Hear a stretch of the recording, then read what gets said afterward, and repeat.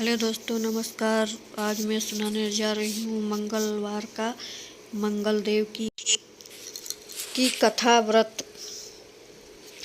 बहुत समय पहले की बात है। किसी गांव में एक बुढ़िया रहती थी। वह मंगलदेव को अपना इष्ट मानती थी। मंगलवार के दिन वह न तो घर लिपती थी और न ही धरती खोदती थी। हर मंगलवार को वह मंगलदेव की व्रत रखती थी। उसका एक पुत्र था जो जंगल में रहता था और मंगलवार के दिन ही पैदा हुआ, इसलिए उसे मांगलिया कह कर पुकारते थे। साधु के भेष में उनके घर मंगलवार के दिन गया। वह बुढ़िया से बोला कि मुझे भोजन बनाना है, तू थोड़ी से धरती को लीप दो, मैं भगवान बना लूँगा।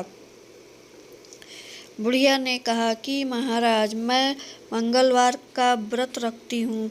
मैं आज के दिन धरती नहीं लिपती, मैं जल का छिड़काव कर देती हूँ, आप उस पर ही भोजन बना लें। उसकी बात सुनकर साधु के हठ पकड़ ली कि मैं तो लिपी हुई धरती पर ही भोजन बनाऊंगी।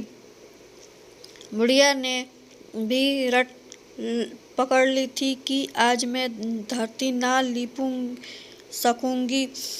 इसके अलावा आप जो भी करना है वो करो, जो कहूँ करना पड़ेगा।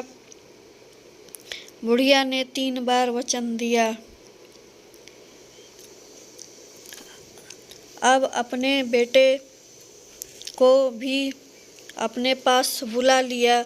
मैं उसकी पीठ पर अंगारी जलाकर खाना बनाऊंगी।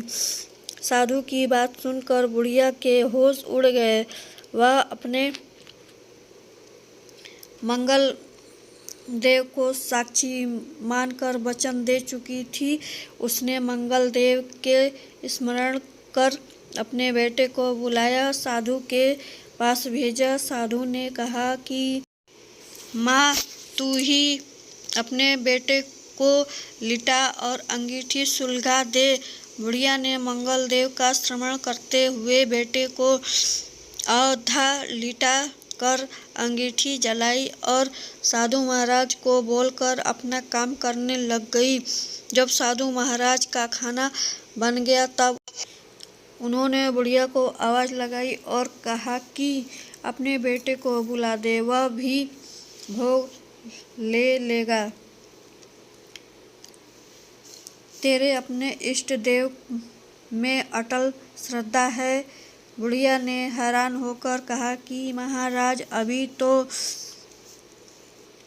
आपने उसकी पीठ पर खाना बनाया है, यह वहाँ से आ गया है।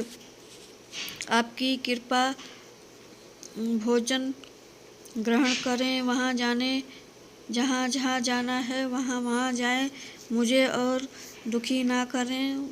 साधु ने हठ पकड़ लिया कि मेरे बेटे को आवाज़ दे दें। साधु की बात सुनकर बुढ़िया दंग रह गई। मांगलिक आओ बेटा दौड़ते हुए आया और देखकर बुढ़िया चकित रह गई। तब साधु महाराज की माँ ने, तेरा व्रत सफल हुआ, तेरी अपने इष्ट देव में अटल श्रद्धा है, इसलिए आज के बाद वह हर तरह की तेरी रक्षा करेंगे, तुझे कभी भी कोई कष्ट नहीं होगा।